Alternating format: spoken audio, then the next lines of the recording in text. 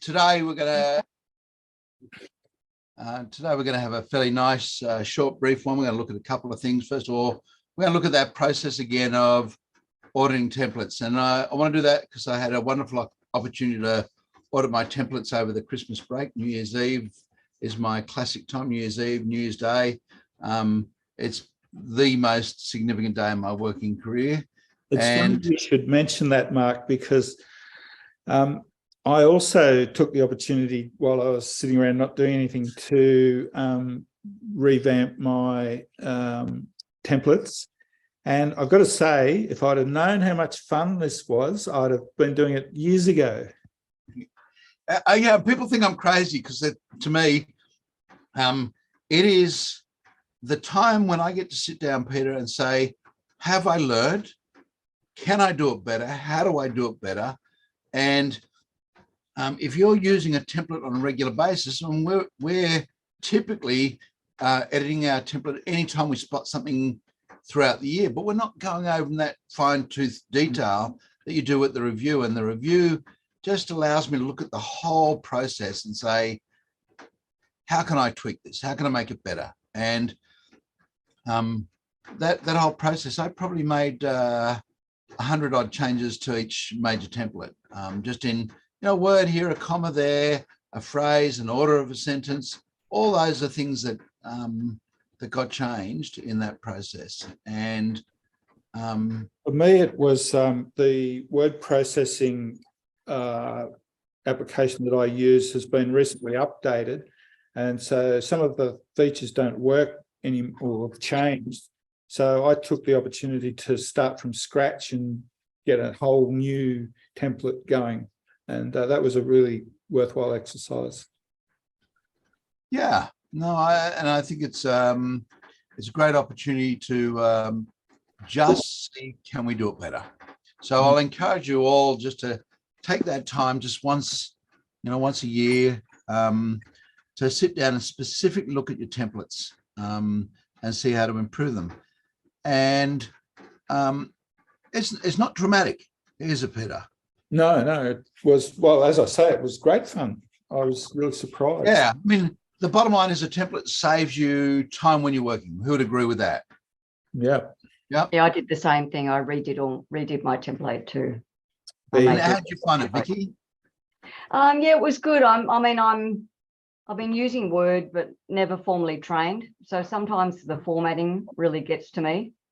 So I just thought, I went and met with a friend who's better than me, and she sat down and gave me a bit more instruction. And then I just thought, you know what, I'll just start from scratch, and went back and looked at a lot of good reports. And yeah, I think it's always improving, but it's good when you haven't got one you have to write, that you can look at it. Yeah, it's interesting, Vicky, when Bridget Wright was killed in the school and the Department of Education had indicated they were going to get tree risk assessments, the first project that I worked on for the first 4 or 5 days was my template before we started visiting schools. And what we didn't know is how that template was going to impact. So typically the results of the first reports were the school would phone up and say, so what have we got to do? This is too big, too complex. And so then we came up with version 2 of the template, which was trying to simplify it down to a stage that anyone could understand, hopefully the GA and so on. And again, we had to go back through it. So it's had probably, our school risk assessments have probably had the most change. They've probably had 30 odd moderate changes to the template, just so that we get them to read. I mean, who here finds that people don't read their reports? I'm fascinated at how people don't read through the whole document. They just read a part. So I called Peter the other day and I was having a real bad hair day, Department of Education project, and it was really obvious that they hadn't read the document. They just glanced and summarized and said, oh, that's what's there, thinking that half the things weren't covered. Half the things were there and covered, but they just hadn't read it in detail. So we had to go through and walk them through that process. Well, that's not what we want to do in things. And it was an unusual report. It was a master plan review recommendations. And the school essentially wanted me to tell them what trees they could remove. The answer was, of course, none. You've got to go through the process of having a final design and demonstrating that you've taken reasonable steps, and you've got to look at the merit of retaining and removing the trees. So that's not the answer they wanted. They'd been used to getting an answer that said, oh, you can remove this tree, this tree, this tree, and this tree. These trees don't matter. Whereas I have a little bit more of a, I guess, conservative view to what's important in a tree. So my view is trees do matter, unless they're dying, and even some dying trees are valuable, but it beats me how, you know, somebody just says it's just a tree. And I had a lady call me today out of the blue from Harvey Bay, almost in tears, because she's got 2 hoop pines that are near the boundary. They're about 600 mils off the boundary, probably 500-600 mil diameter trunks, and the neighbour doesn't want them. And it was interesting, you know, he doesn't want them, he wants them removed. And I thought, the real problem here is not that he doesn't want the trees. The real problem is he doesn't have trees that are inconveniencing someone else. If he did, he'd shut up. Does that make sense? Sorry, say it again. The people that complain about neighbours' trees almost universally don't have trees that cause similar problems to themselves. In other words, the person that complained in Mariong about the trees from the gum tree overhanging his property had no gum trees even overhanging his own property. If he had a big gum tree overhanging his own property, you'd say, well, I've got to rake up leaves anyhow. It's no different.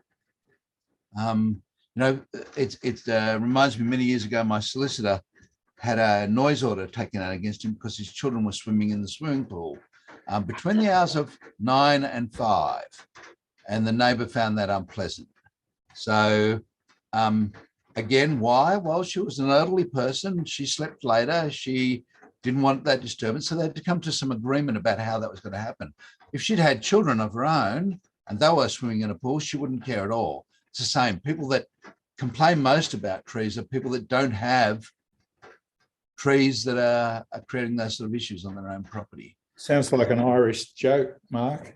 It is, but it's sad in the sense that, you know, this guy, I looked at the images, and he'd pushed the neighbour on the other side to cut back the mango that was overhanging the boundary, and I'm sitting there thinking, you know, you want a property with 0 branches over it, 0 leaves falling on it, and the only reason you could want that is because you're being rewarded for that in some way, and the reward is he doesn't have to worry about the mess.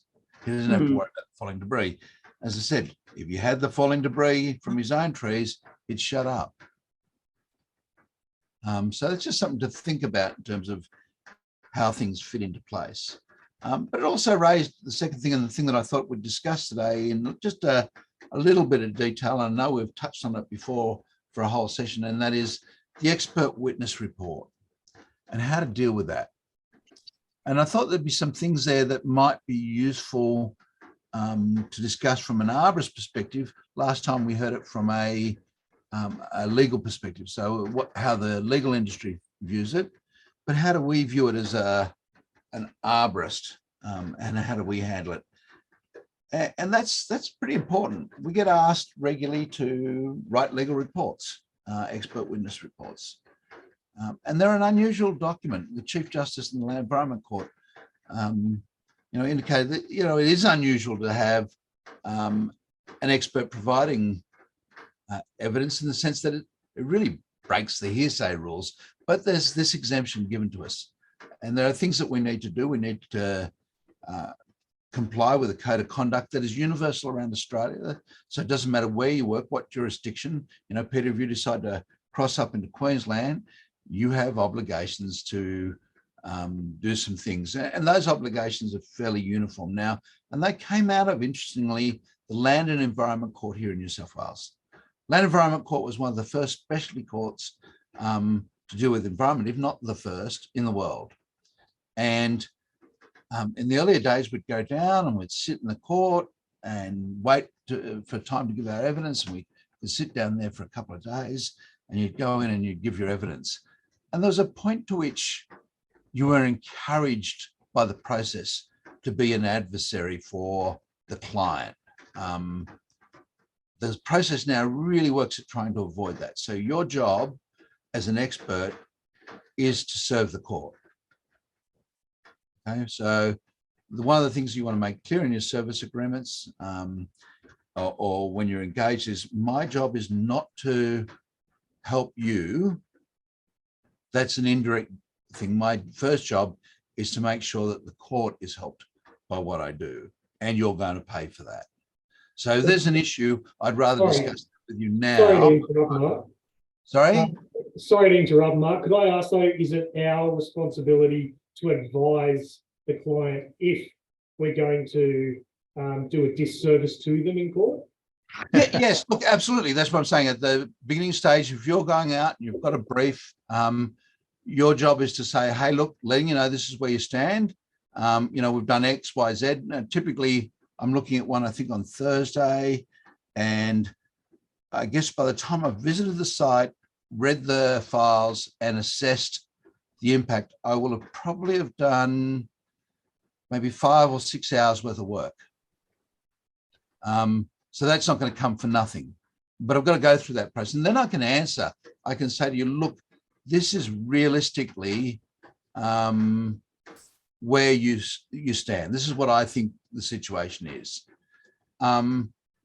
Typically, when we deal with a law firm, most law firms aren't as familiar with the legislation as we are as arborists. So oftentimes we will have a greater awareness. And I won't mention the law firm, but I can tell you a large Sydney law firm called and asked for us to look at some trees. We looked at the trees and we said to them, look, based on the survey plans, you've got them surveyed and they're nice and accurate. The physical centre of the tree is located on your property and not your neighbour's. So it's predominantly your tree and not your neighbour's tree. And he said, well, I want to take them to court. And I said, I just can't see how you can do that. You've got a dispute about your tree, not your neighbour's tree. And, again, just having to go through that process, having to go through the process that falling debris and small branches and twigs and fruit are usually not considered to be a nuisance. In fact, I don't know of any instance yet where the LEC has ruled otherwise. Those of you who are from the north, QCAT's a little bit different. VCAT's slightly different. But again, that tenet of Wheeler, Young v. Wheeler, or Wheeler v. Young, of the importance of trees and the minor inconvenience still seems to hold, doesn't matter which state you're in. So I think we've got some fairly good precedents. And the seminal judgment on that gives us all that information, of course, is Robson v. Leischke. And if you haven't read it, it's great reading. It'll put you to sleep.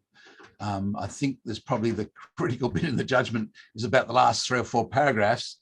But they also do a wonderful job. And the Chief Justice lays out the This is only for the New South Wales Act, trees disputes between neighbours, though, Mark. It's only a New South Wales. No. He talks about the precedence of trees in the law historically, so right through. So if you're in a state that doesn't have a tree-specific piece of legislation, so Queensland has the Dividing Fences and Trees Act, so it's covered. New South Wales has the Trees Disputes Between Neighbours Act. But if you're in Western Australia, which has fairly parochial legislation, the tenets of Robson v. Leischke still are the same. It's just that as it's applied to the Act won't be there. So if you look at that judgment, you'll probably find that 80% or 75% of it applies to Western Australia. The bits that apply exclusively to how the Trees Disputes Between Neighbours Act works is uniquely New South Wales. But the concepts, for example, trees don't commit a trespass under Australian law. Why? Anyone?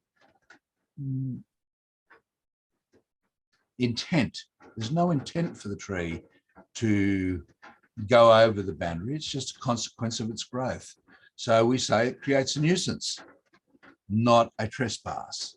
And so the history as to why that's the case and why that is the way the law set up is covered under Robson v. Leischke, or covered in Robson v. Leischke. Same as the right to offer back. You need to offer back the material that you're printing off if you're printing over a boundary. You need to do that except Queensland. In Queensland, the Act allows you to have the option of offering it back. If you don't want to, you don't have to. But in New South Wales, we still have that process of that tree that's overhanging, Peter's tree overhanging my property. Those branches are actually Peter's branches. They belong to him. And taking them, strictly speaking, accounts to conversion or theft. So it's interesting how those things are covered. So if you want to have a read of it, Robson v. Leischke, if you need a copy of it or a link to it, email Peter and he'll forward on a link to you quite happily. And it's worthwhile reading, I think, and marking it up at least once. Most people fall asleep reading it, I'm sorry to say, because it is a little heady and it is a little hard reading, but going over it and getting your head around the basic issues, there'll be bits where it gets a little difficult and you'll say, oh, I don't get the strict liability, or I don't get the kaput on the title, or, I don't get some of those bits. That's fine. As long as you get the overall brushstrokes of it, that'll be a useful judgment for you. And again, there are little bits in each state that are different. In New South Wales, Section 195 of the Crimes Act says that a tree is the property of an individual, and so if you damage the tree, you've damaged someone else's property. And Section 195 of the Crimes Act says malicious damage to property not otherwise herewithin mentioned in the Act. And malicious damage doesn't mean with malice, I'm going to damage this tree. It also covers with reckless indifference. In other words, I failed to take appropriate care. And that's fascinating when you think, an excavator, for example, operating on the boundary right beside a tree could maliciously damage another person's tree. And hopefully our consent authority is there to pick up those problems, but occasionally that gets skipped in the process. And I think probably at some stage or other, you've all seen something in that category. So in all states, when we work as an expert, we've got some overlying or overarching things. One of them is we're there to serve the court. We're there as the court's expert. What would you be saying to the court if the court had appointed you and asked you to do the same thing, rather than the client? And so we find that in our organisation a good way to write the document and then to review the document. Is this being written to a judge? Next thing that we've got an obligation to do is work with the other arborist. And I know Owen and I are eventually going to end up on the other end of a negotiating table. Owen, do you want to turn on your sound so that we get to some real argy-bargy now? Are we always going to agree on things? No. No. Are we going to have different opinions? Yep. Have different world experiences? Yeah, of course, yeah. So there's a reasonably good chance that there are going to be areas where we disagree. And in particular, where there's subjective components in. So, for example, how close can we get to a Harpaphyllum caffrum, a kaffir plum? And you say to me, well, the standard says 12 times. And I said, yeah, but they're a really tolerant tree. And I wouldn't have any problems at 3 times from the base of a Harpaphyllum. Well, you say, well, hang on a second here, though. I did it at property like that 5 years ago, and the tree died. And so just that one experience has an influence on you. And I say, well, hang on. I had one where it was 1 times trunk diameter, and the tree's still doing well. So it's always going to be a difficult balancing process, figuring out what is a subjective position and what's a scientific position. We are asked to bring to bear both in our expertise. So yes, our job in terms of the expert conclave is to try and come up with a consensus on as many areas as possible. We want to get rid of all the ancillary areas and just focus on the real issues. And oftentimes that's driven by the directions to the experts conclave. So the judge will say, look, I want you to do this, or the commission will say, I want you to do that, or the member will say, I need you to do this. And they'll become areas of focus. You should not worry that there's not an agreement. Okay. Should always expect, I worry when everything is agreed upon. And one of the most interesting cases, and I won't mention the names because I think that's not fair to the process, but I sat down, went off to an expert conclave. The expert on the other side said, yep, 100%, we're in agreement on everything. And then the court, for whatever reason, said, well, we better have something being done. So we agreed to do nothing. And the court said, no, we're going to do some pruning here. We're going to do some pruning here. So again, I think oftentimes a really good judgment from a court is a judgment where nobody's satisfied. And I say that with respect to the legal process. Parties are involved that are often emotionally involved, not just legally involved, not thinking they're right, but they've got an opinion. For example, and this is just a silly aside, but just say someone owes you money. Vicky, you've given them a fee agreement. You might have even given them a fixed price. I don't know. Andrew, you've put it down in writing, you sent it to them by email, and they've said, yep, go ahead. And then they say they're not going to pay. Has anyone ever had that happen to them? No? I haven't done a witness. No, court. just any report. You've gone out and done an inspection on the site. And you've written. No, but the person I work with regularly, yeah, it's not uncommon. Okay, so you've had that experience. Owen, have you ever had that experience? Someone not wanting to pay? Not really, no. And Luke? No, I've been fortunate. Yeah, look, it's going to happen if it hasn't happened. And my view of it is, I'm emotionally involved. I think you owe me money. You're emotionally involved. You don't want to pay me money. The best way to resolve this is to have a third-party expert who's independent make the decision. So we'll file the documentation for Penrith Court and we'll have a judge make the decision. I'm happy with that. There's nothing personal. It's just that clearly I can't make the decision because that would be unfair because I'm emotionally invested. And you shouldn't make the decision because you're emotionally invested. And I don't think that would be fair either. So let's let a third party do it. And I'll be happy with whatever the judge says. Is that a reasonable position? Yeah. And that's exactly what these expert processes are about. They're about often us giving information for a judge to make the decision outside of the client's emotive involvement in the process. I should be allowed to do this development. That development shouldn't go ahead. They're all emotive things. They're not absolutes in terms of law. Often they're issues of merit. Sometimes the other I work with he's taken people to the small claims tribunal, and it's a lot of work, but he's won every time. Yeah, we do the same. Anyone that we don't ask for payment before they get the report or anything else. We just ask that, they pay their bills once the work's finished. And every now and again, you'll get somebody say, for example, well, council said no to the development going ahead, or you didn't write a report that said the tree could be removed. Well, we told you up front that we'll write it as we see it, and that's what you're going to put up with. I'm going to think of one of those at the moment. And the young fellow will end up paying. The courts will say, yes, you've entered into an agreement. And the fact that Mr. Hartley didn't support your opinion isn't grounds for not paying.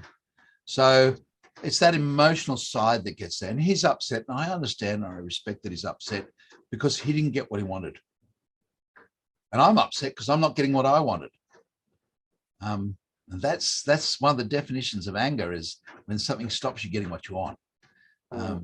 So that's going to happen. So yes, our goal is to try and simplify that down for the court as far as possible. Here are some other hints that I think are very important when you're writing an expert witness report. Every paragraph should be numbered. Yeah.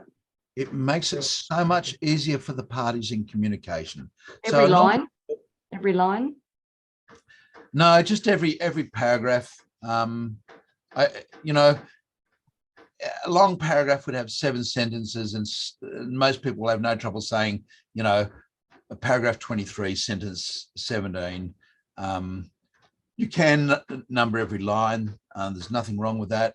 And I wouldn't normally number an average development site report. I see them done and I think they look great, but you know, it doesn't really add much in my mind to the communication. You know, a report's meant to be read. You're not reading the numbers. It's just helping you communicate between parties. The point when it comes to a legal report or an expert witness report is there will be communication between the parties. Different people, there'll be the advocates, they're the solicitors. Their job is to advocate for their client and they'll ask questions. It's really good when they can say in paragraph 27,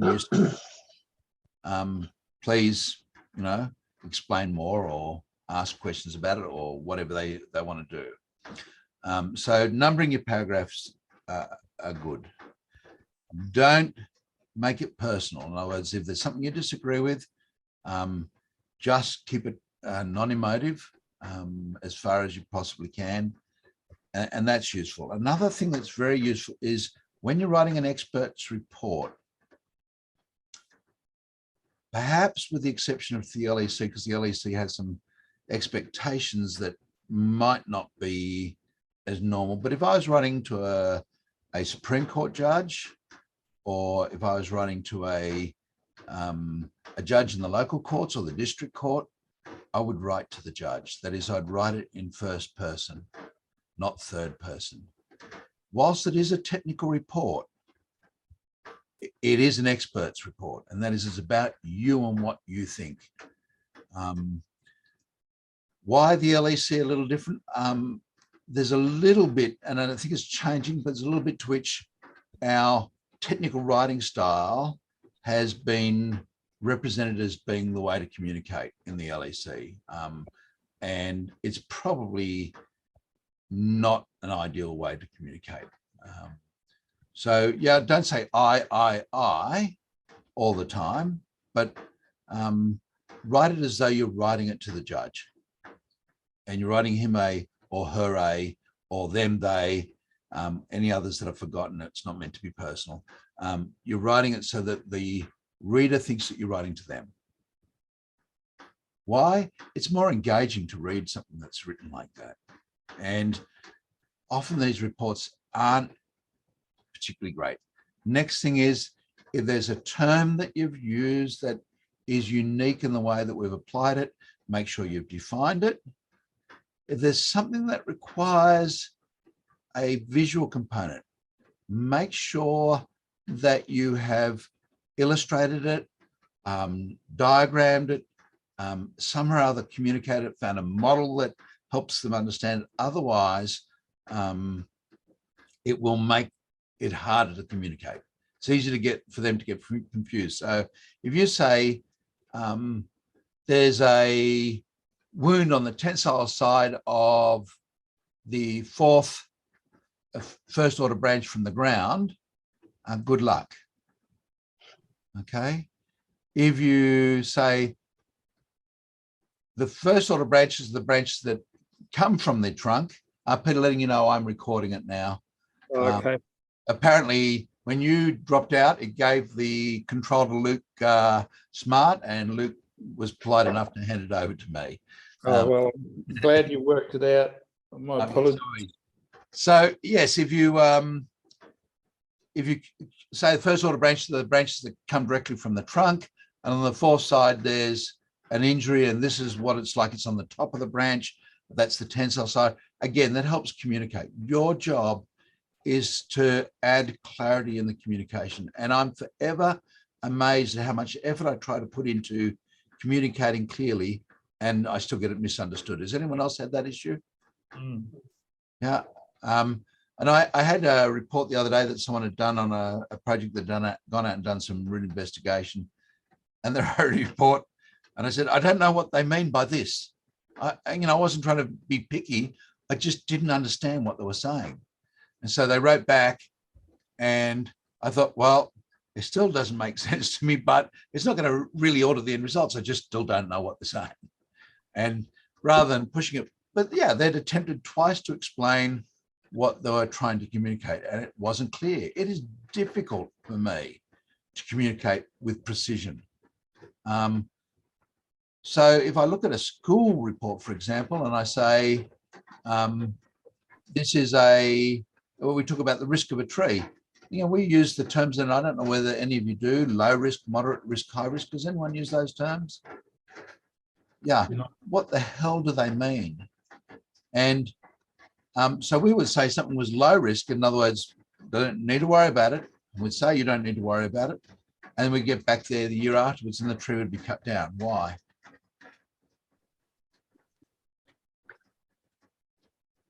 Who knows? Subjective. Oh, well, because it poses a They don't risk, like- doesn't it? Yeah, it's Yeah. a risk. Mm. Any word with Risk. risk in it.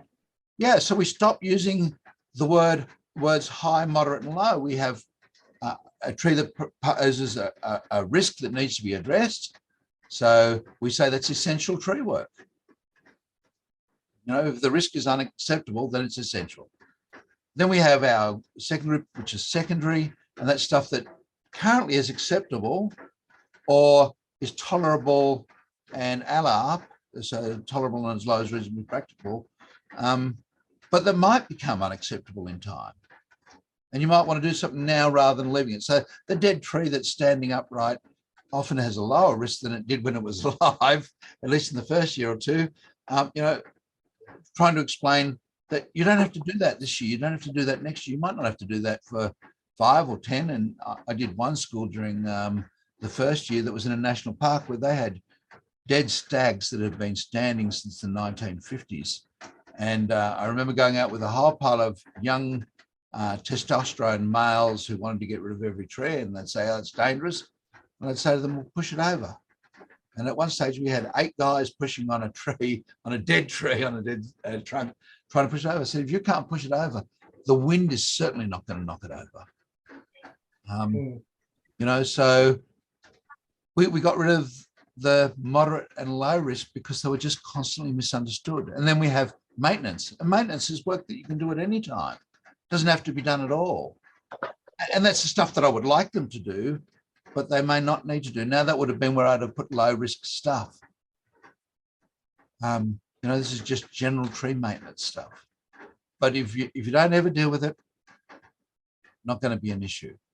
And just by changing our choice of words has made a difference in the way that schools now handle that information.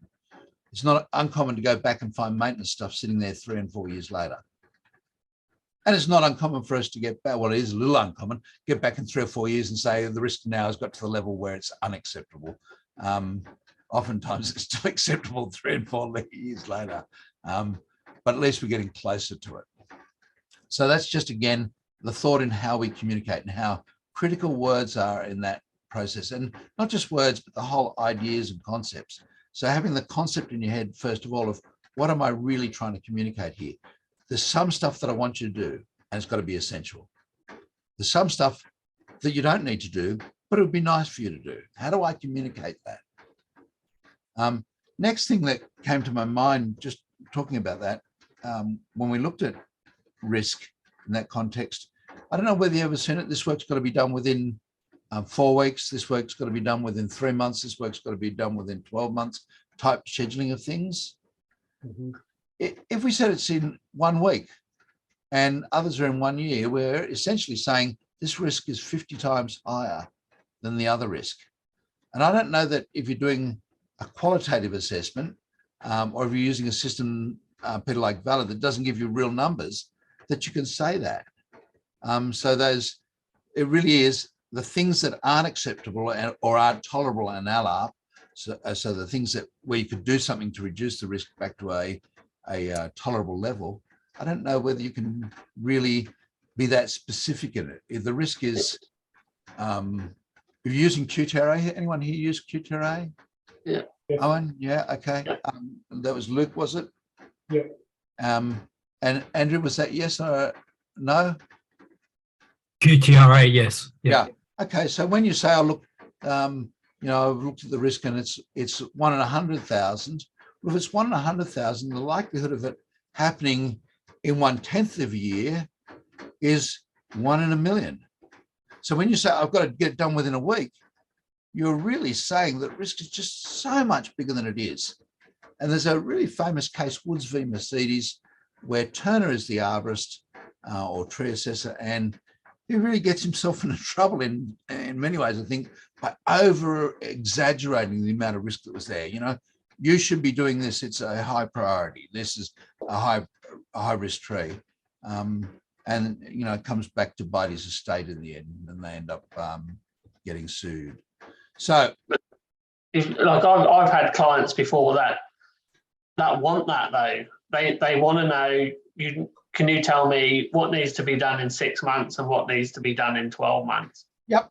So, and it's very, and you sort of say, well, okay, but then when you get out onto the site and start looking at your trees, it's like, well, I'm stuck because I don't know how to categorize that. So yeah. So what you're saying is some trees are double the risk of others. If you're saying 6 months, 12 months, and the answer is that's what you need to communicate. That degree of precision I can't do, and I don't know that anyone can. I don't think that we're meant to do. So I think to say is this is work you should be doing this year.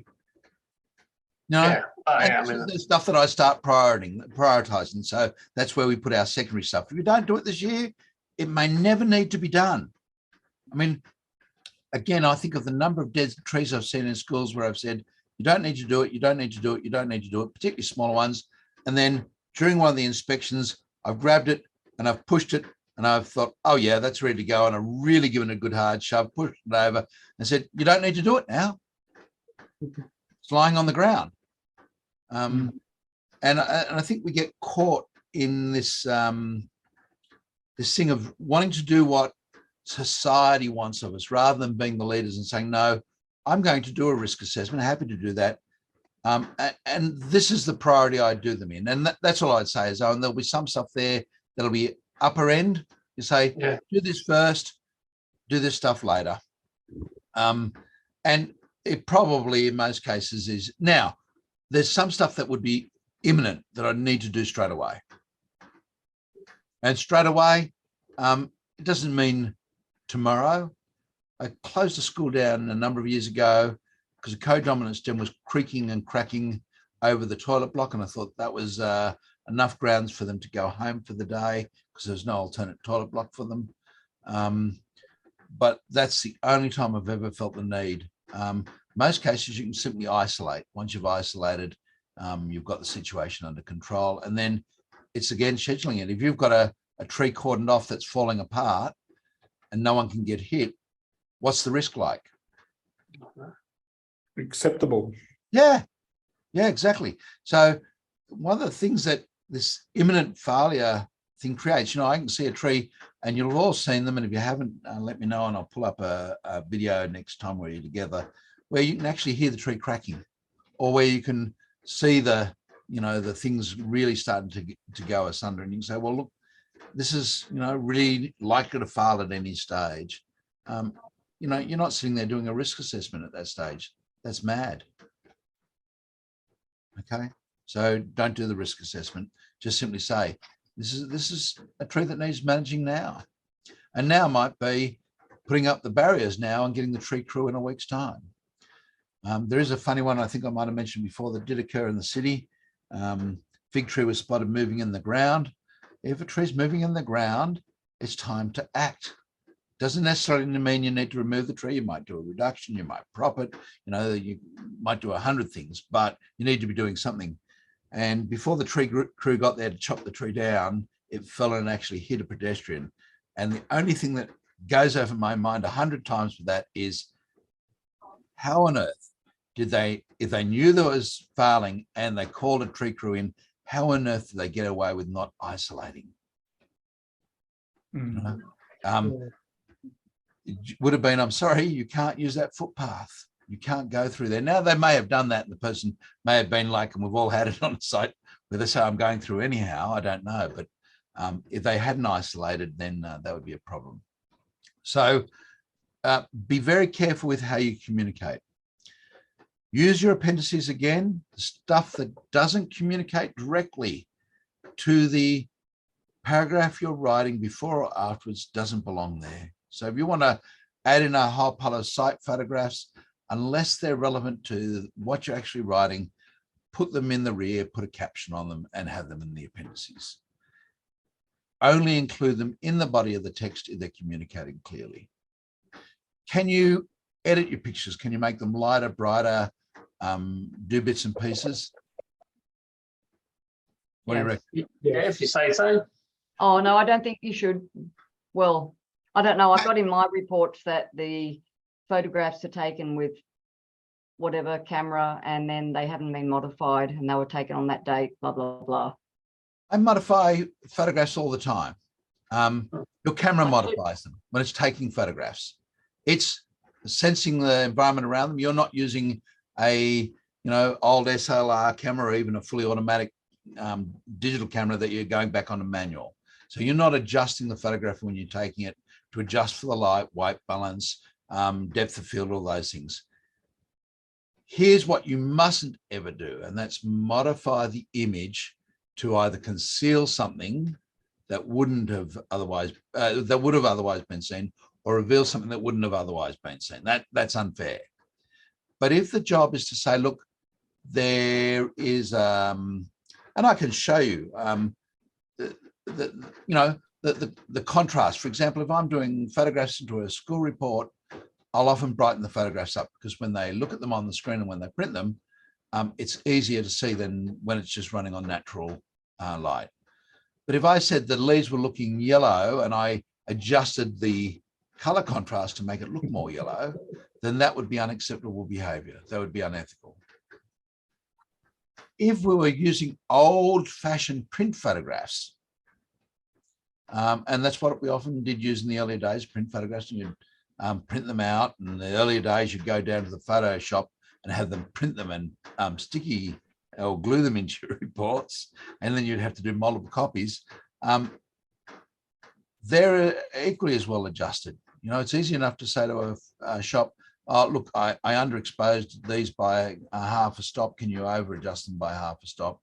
And the camera doesn't know what to do. It's just taking guesses. So Vicky, I'll encourage you. I look at your background there now and your little background is fairly dark. So adjusting that could be useful. Let me share a screen with you. I do block out, if I've got any people in the photos, I'll block out their face. And again, I would do that only if it was really important for some reason. The only time it would be really important is if it was someone that might influence the end decision. If I had a picture of, I don't know, the Prime Minister hugging the tree, I might not throw that into the report. But let's see if I can share with you my screen. So I use the iPhone 12 to take my photos, but I find I bought it because the camera is so good, but the photograph, the memory of the photos is so large. I find I've got to reduce the quality of the photos to use in the reports. Yeah, so you can all see the screen in front of you, can you? Yeah. Okay. By the way, that looks more red than it actually is because the camera again adjusts for that. Let me just look at a photograph that's not particularly good and see if I can get the processor to just give an indication. Well, there, I've taken a photograph into sunlight. You can see here that the trees have lost some clarity to them.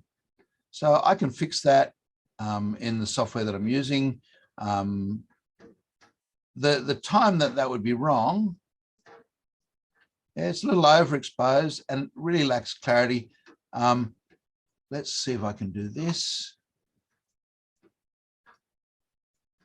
Let's save it, but then I'm going to change it again. If I can. Whilst it opens it. Okay, so things like how much do I want the contrast to be increased? So I can make that a little bit. Is that better? I've made it grainy at the front, but if the goal was to see the trees in the background, that's facilitated in the process.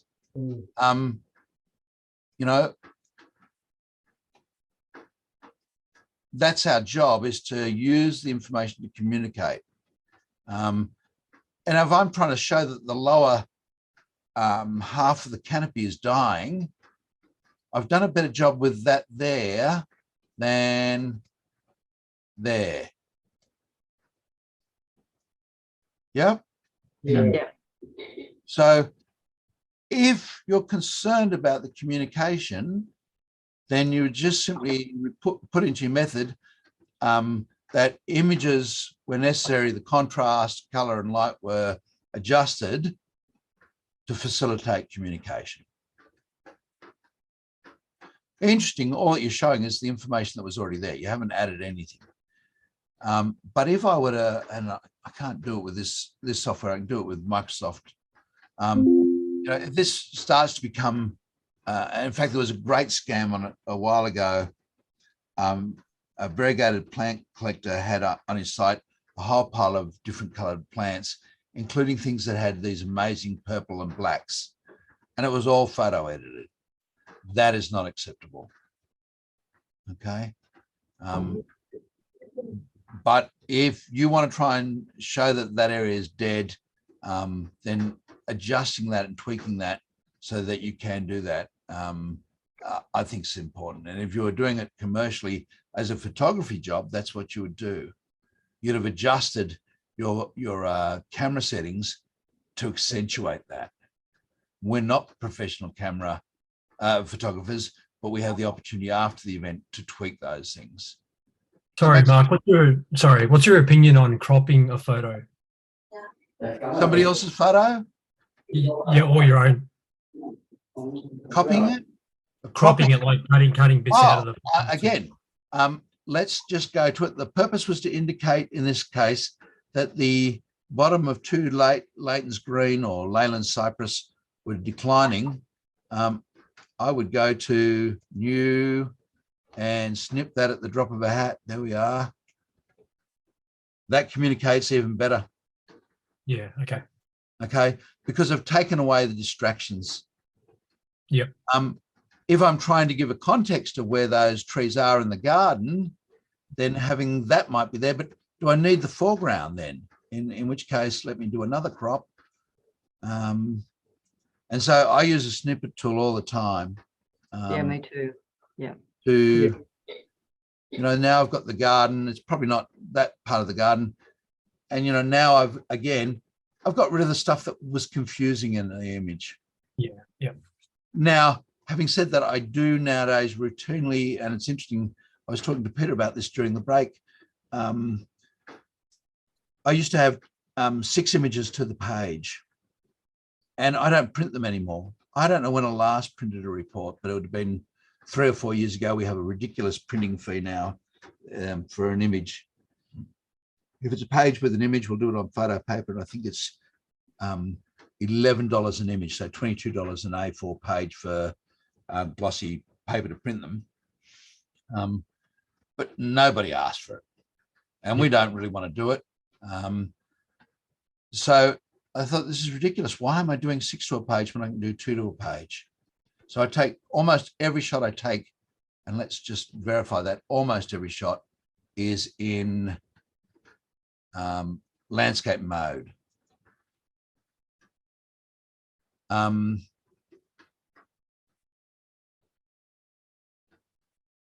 trust me. When you look at how many are in portrait mode there, almost nothing is. There's a portrait, 1, 2,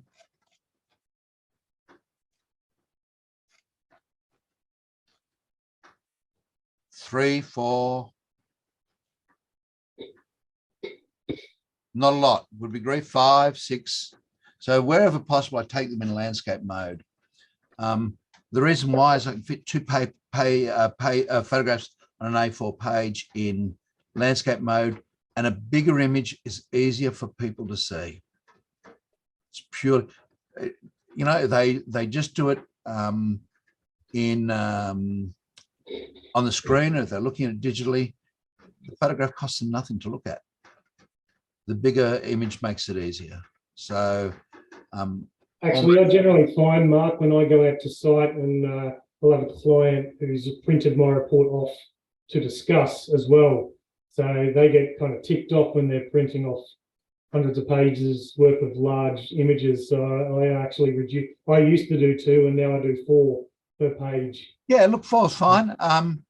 Again, I would have to say that most reports that that I see nowadays aren't printed. I'm amazed at how much just stays in digital format and never gets printed. And I'm also forever amazed, and this is equally as interesting. I went to a site the other day where I know that had a tree risk assessment done, because there's a wonderful tagging of every tree that tells me that they've had a report done. The only thing is they don't know where that report is, and that that they've had and they've paid for probably at $5,000 or $6,000 a tree risk report that they have no idea where it's filed. Does anyone else have that experience? Yeah. Yeah. Yeah. So it fascinates me that people are we're giving these reports, but again, they don't know how to deal with them. And here's an interesting question. So if you've done a report for a school and someone phones you up and says, can I get a copy of that report? What would be your response?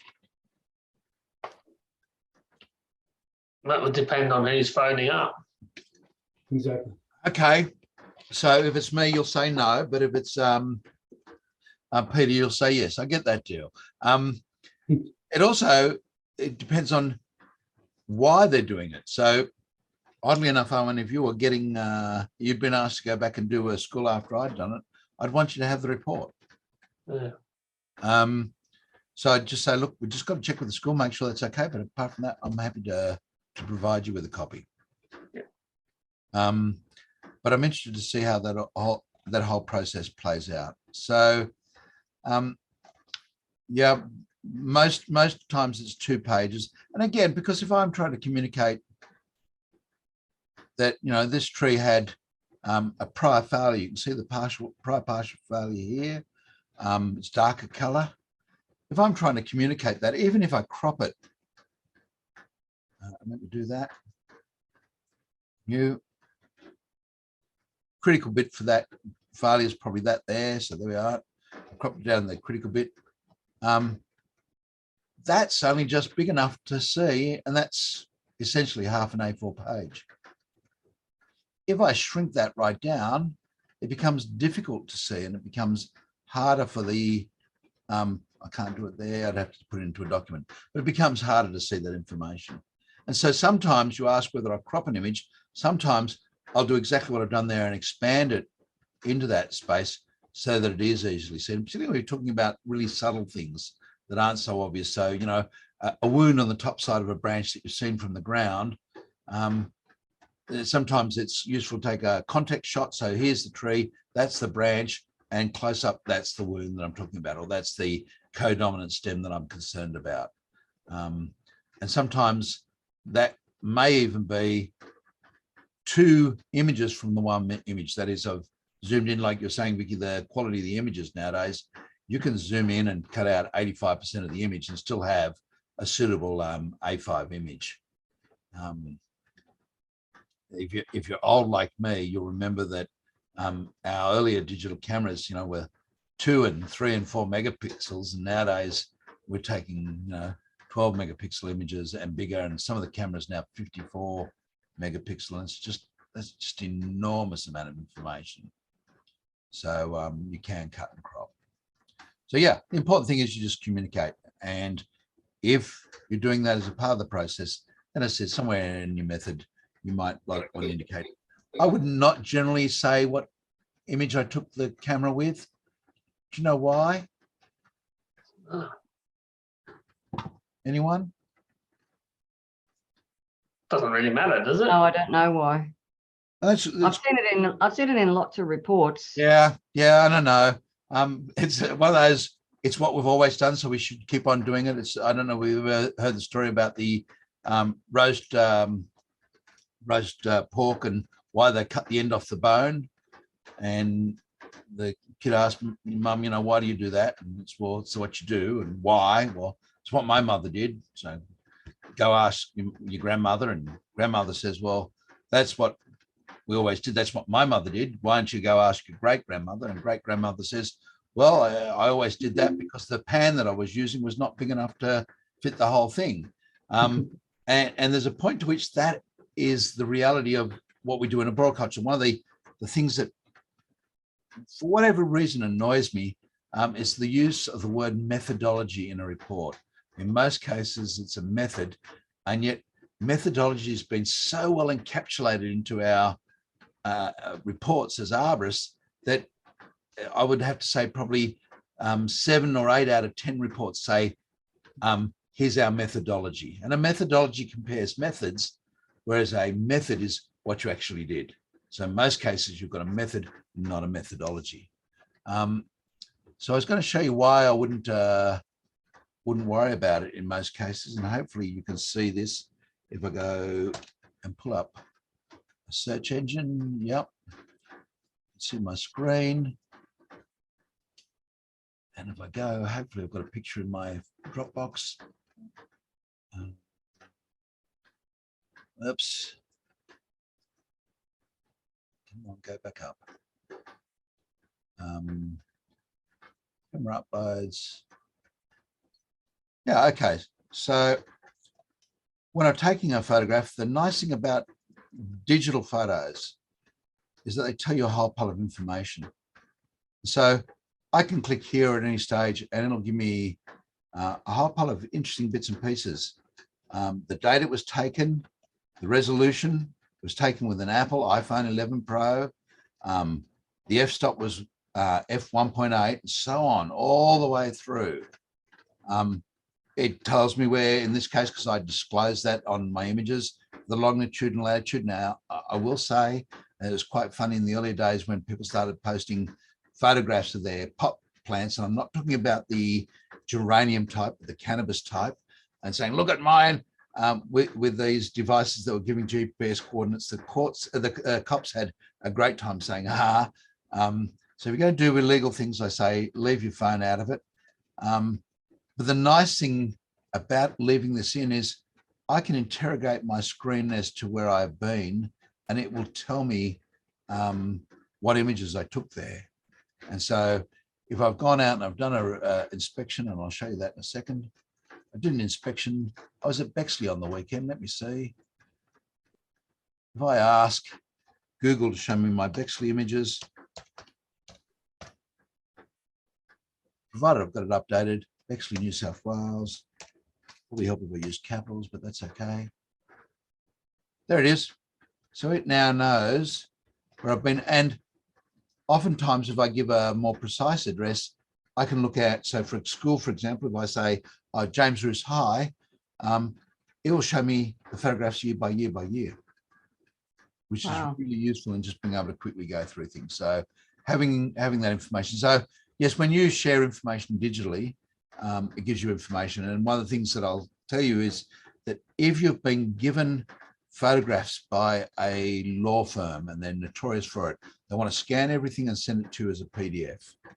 You want to ask them for original copies of the digital files. And you want to ask them for original copies for several reasons. First of all, you can find information by tweaking those. So in other words, there's stuff that you may not see that by darkening it, lightening it, zooming in, you may get to see some new information that wasn't there, obvious in the image. Sometimes, and I'll see, I think I've got one here that will fit in that category. Actually, I just did. What did I do to it?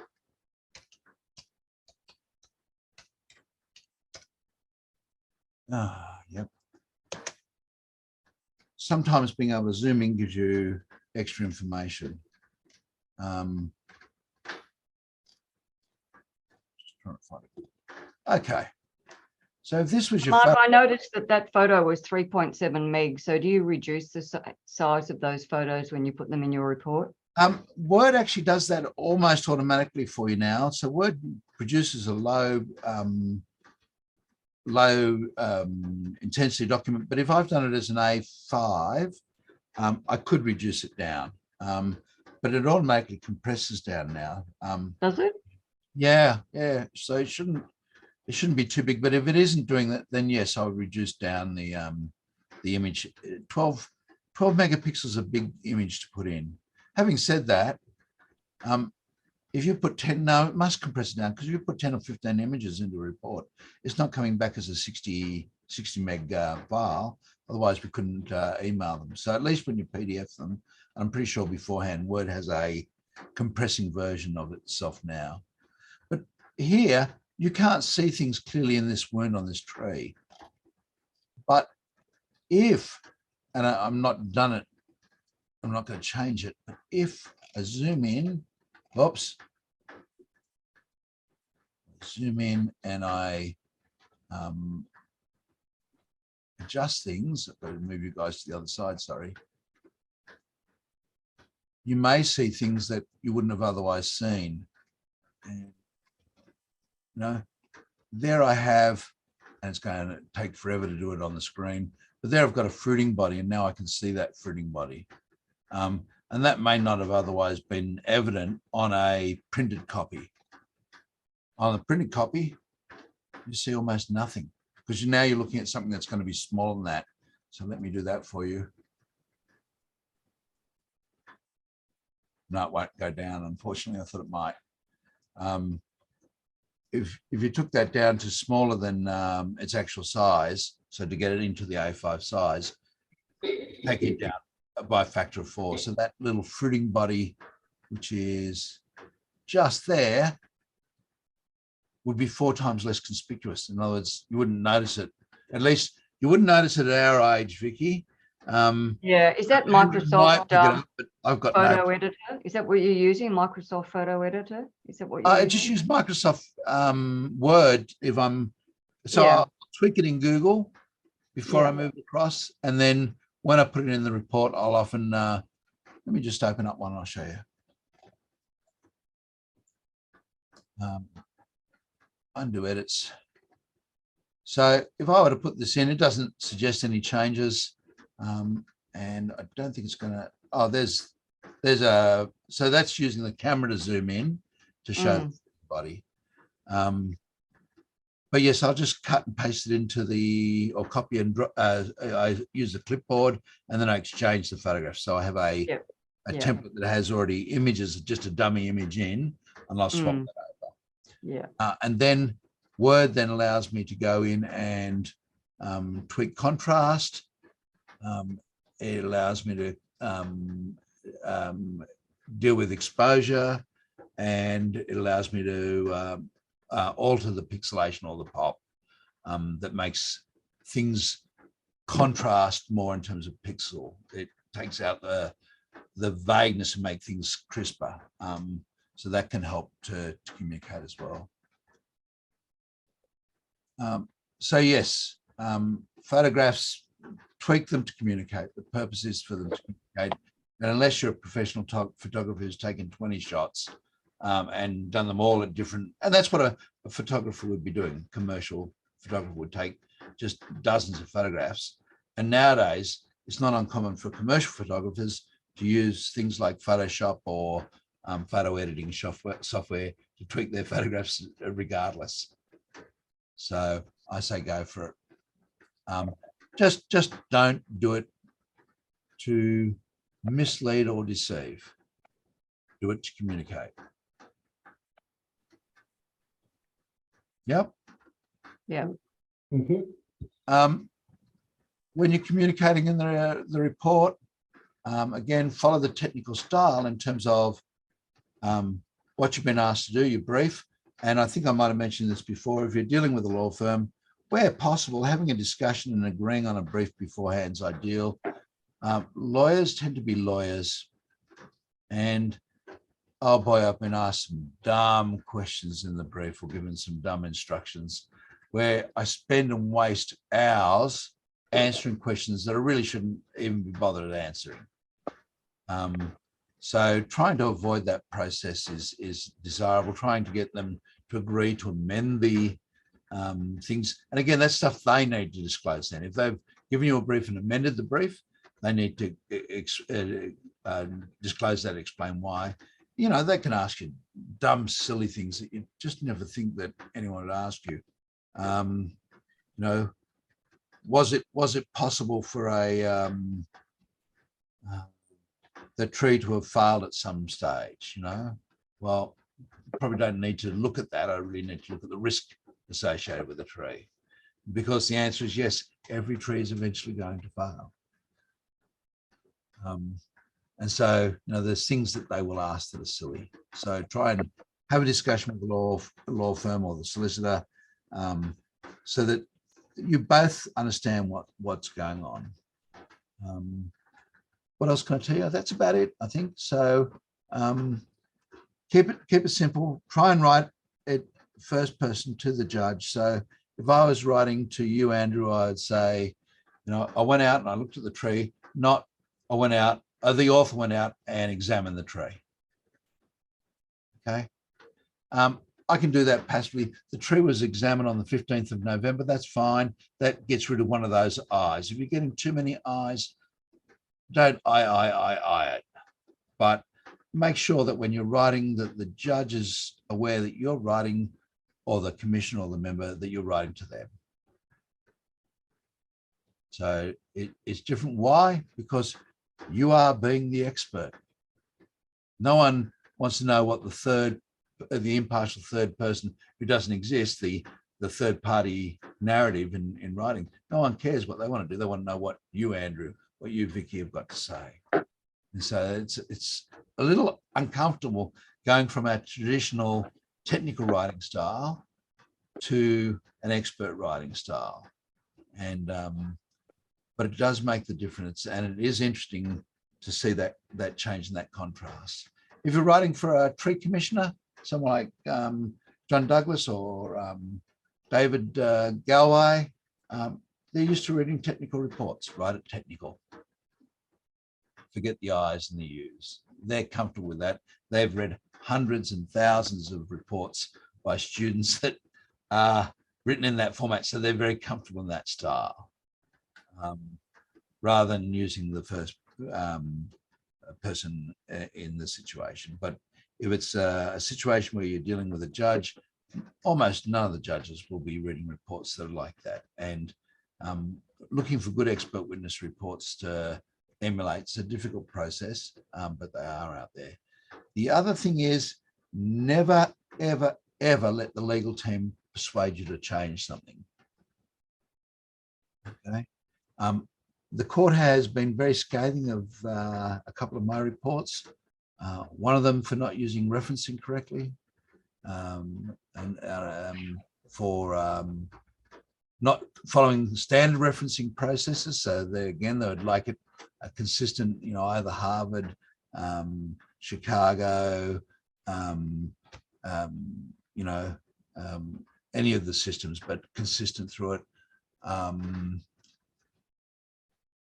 So be careful to do that. When you sign your expert witness report, you've got to agree to have followed certain processes. And so do that. I'm comfortable with having been ridiculed and criticized for that, because there were things that needed to be improved. But what you don't want is an expert witness report that says you're a hired gun. That's damaging to the reputation. So you don't want them spending time. And so a hired gun starts to arise when you've expressed your opinion and the legal team come back and they say, you know, Andrew, I know you said this, but, you know, can we put this, you know, a little more subtly, or can we put this a little bit more firmly? Your job is to say, let me really think about how I've communicated that and what I've communicated, but I can't necessarily. And so we get them right back to us and ask for things, and we get them phone us and say things, and we just say, look, I'm happy to look at rewording that to communicate more clearly. I'm not going to change my position on it. And that's the important thing. As soon as you start doing that, and there was an arborist court a few years back, and the court spends 6 pages essentially tearing him to shreds. That's career destroying. Yep. Okay. Yep. Screwing up, there's a great one, and I'm happy to say who it was. It was a guy called Jason J, lovely fella. Jason J put the trunk diameter of a fig tree, he wrote the circumference down, And it was something like 5.4 meters circumference. And when he was challenged on it, he locked his feet in me. He said, no, it's definitely circumference. And I asked him afterwards, I said, why did you do that? He said, I was always told, if you made a mistake, stick to your guns. And my answer is no. The expert witness code of conduct tells us, and you should be smart enough to know, if you've made a mistake, what do? Own up to it. Yeah, I stuffed up. It must be one of the most common things I do in my life. I've got a wife, guarantee you. Ask her. I stuff up all the time. And so when you stuff up, it's just so easy to say, look, I got it wrong. Actually, you're right. That's so stupid of me. I feel like an idiot. It is the circumference and not the diameter. And that gives you credibility. Okay. Yeah, it's a faux pas. Yeah, they might have a little poke at you, but you're credible as a person. You know, when you've obviously just arguing for argument's sake, that makes you less credible as a witness, because the position of the person hearing it, judge, commissioner, member, whatever, is, hang on, this is an opinion for hire. And if there's anything I never want, is to be an opinion for hire. I'm an expert. You're paying me for my opinion. If you want just any opinion, and I'm sorry to say, go down and see the local butcher or the local hairdresser, and they'll tell you whatever you want. You know, I'm an arbitrator, paying me to be impartial. I might be wrong in my impartial opinion, but I'm telling you what I as an expert believe. Have I got things wrong? I dread to think how many times. Yeah. You know, arboriculture is a rapidly emerging profession. There were things that I thought were completely wrong, like the tree's got 50% decay, you know, 50% of the radius is decay, it needs to be removed. The tree's got phollinus, it needs to be removed. Nowadays, I'd look at it and say, the tree's got phollinus and probably ignore it. But at least it's consistent with my evolution and development as an arborist, not somebody saying to me, you better say this is what we want you to say. And please always communicate with your client. It's one of the first things I say if I meet with the client. That is not the solicitor, but the one of the parties in the case. Is my job is to be an expert for the court. Your job is to pay me. And it doesn't matter what I think or feel. It's got nothing to do with you. It's just independent. I'm not, you can tell me and offer all sorts of bribes and everything.